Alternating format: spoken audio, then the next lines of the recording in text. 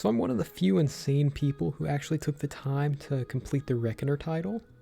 And after finishing up my final therapy session, I think I'm finally able to talk about the hell I had to go through to become a Reckoner, and some tips I wish I had when I started. First off, we have to complete the badge for Joker's Wild. That alone is a lot to do.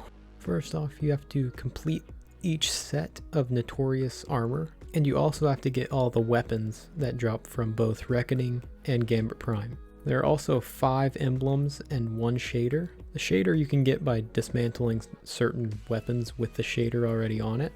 The Wheel of Fortune emblem is obtained by completing a flawless run of Tier 3 Reckoning, which isn't very hard, so don't really stress about this. You're going to be running a lot of Reckoning. You're bound to get it during one of those runs. The other 4 emblems you don't really need to worry about. You will be getting those from other triumphs. The first set of actual triumphs you need to get are Call Me and then the role, so Collector, Invader, Reaper, and Sentry. These you just need to win a Gambit Prime match wearing a complete set of the appropriate Notorious armor. Swift Reckoning, I'm not sure what the time is on it, but I've completed it 44 times without even trying. You don't really have to worry too much. This is what I like to call passive, which means you will be completing it without having to go out of the way. One skip ahead, you need to complete both Tier 3 variants. Another passive one as long as you run it 2 weeks in a row or just 2 separate weeks. Get Wrecked, this is another passive. Basically just get kills. By the time you get all the other stuff completed, get your armor sets, you'll have all this completed already. The next 4 are pretty similar.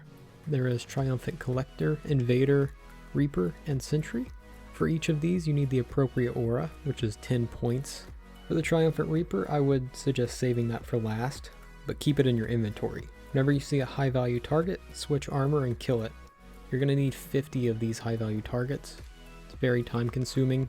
Only one of them spawns per game. Sometimes they don't even spawn if the match is too fast. Everything else is passive in this, except for the Massacre medals. For those, you have to kill 15 enemies within 3 seconds of each other. For this, I would recommend using roaming supers and exotics that get your super back fast or extend the duration of them.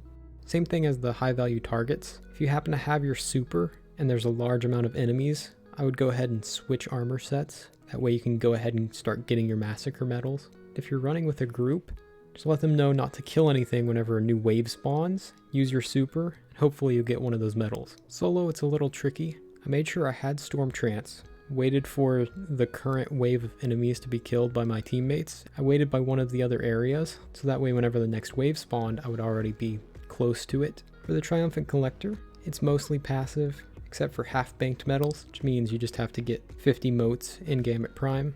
If you're playing in a group, just make sure they know not to pick up all the motes. And if it's absolutely necessary, you could let your opponents drain your motes and just not clear off the blockers. Although I wouldn't recommend that if you're playing with randoms, because that can ruin the experience for them. And while you're getting these half-banked medals, make sure you're summoning giant blockers. And that way you can kill 2 birds with 1 stone. Triumphant Invader. While invading, you have to use specific weapons and supers. There's not much I can go over right here. Just use those weapons. The other thing here is you have to drain 100 motes from your enemy's bank. For this, you just need to stand on top of their bank. And I would recommend using either Well of Radiance or a Bubble if you're a Titan, or if you have to do this on a Hunter, I would use Middle Tree Arcstrider so you can deflect any bullets that are coming towards you. And the last of these 4 is Triumphant Sentry. Once again, this is mostly passive. Just make sure you're killing invaders and blockers. But you also need Locksmith medals, which you get from opening up the bank 3 times in 1 round. Once you have those done, the only other thing is do the Thorn Quest. I don't really remember what you have to do for the Thorn Quest, but if you don't have it and you need to learn how to get it, I would watch Dado's video on it. I will link that down in the description. Once all of that has been completed, congratulations, you are now a Reckoner.